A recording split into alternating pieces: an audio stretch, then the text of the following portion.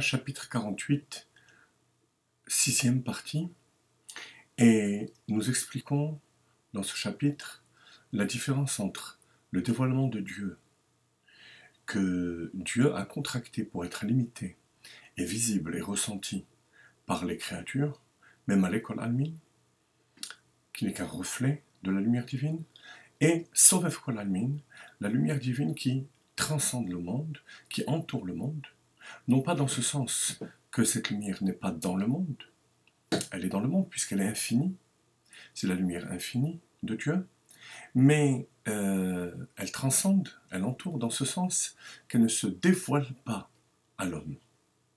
Alors on pourrait croire qu'elle n'a pas de rapport, elle n'a pas de relation avec l'être humain. Erreur. Adam Razaken donne pour cela la parabole de la pensée.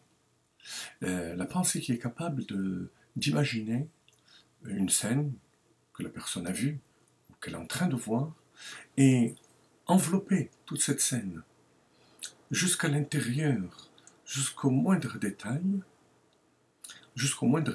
de cette scène et en même temps faire en sorte que cette scène, on va dire l'exemple de, je sais pas moi, un arbre, va être entouré par son esprit.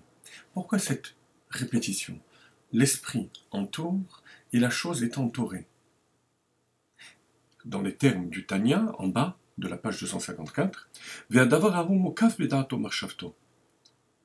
et cette chose est entourée par son esprit. A priori, il s'agit là d'une répétition et d'une redondance, parce que si mon esprit entoure, c'est-à-dire que la chose est entourée.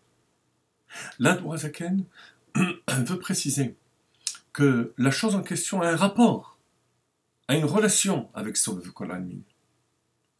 Et donc, non pas une relation dévoilée, mais une relation quand même. Mais, à la différence, vous allez voir tout de suite par rapport à Kadosh Baruch Hu, que l'esprit de l'homme n'entoure pas réellement et concrètement l'arbre. Il entoure dans son imaginaire. C'est-à-dire qu'il entoure le Dmut et la Tsura. Il entoure l'image de l'arbre, mais pas l'arbre lui-même. Alors qu'Akadosh Baruch Hu entoure par sa pensée le monde lui-même et se trouve dans le monde. Rak bedimion, rak sheno mukaf befoel mamash, rak bedimion marchevet adam vedato. C'est seulement dans l'imaginaire de l'homme. Mais bien entendu, pas uniquement l'imaginaire, parce que ça ne serait pas un bon exemple.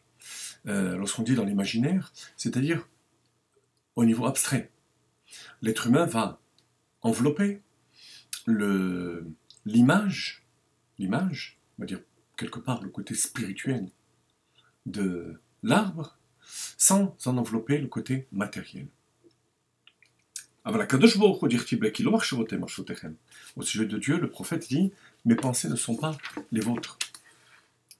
Pourquoi? Parce que Marchavto Vedato Shiodea Kol Nivrei, Makefet Kol Nivra Venivra, Merosho Veantartieto, Vetor Toho, Akol Befal Mamash. La pensée de Dieu, elle, enveloppe le monde jusqu'au moindre détail intérieur. Mais lo kol haaretz kevodo. La gloire de Dieu, Sovev Kol Almin, se pénètre et se trouve dans chaque élément du monde et de l'univers. Les machal kadour haaretz. Razaken donne l'exemple du globe terrestre. La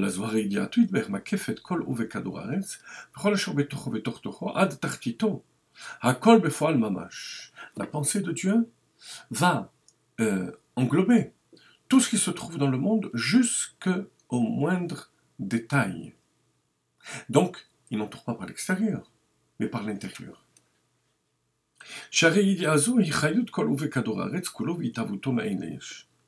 Et comme je vous disais, lors du cours précédent, que non seulement que ça a une action sur le monde, mais c'est l'essentiel de l'existence du monde.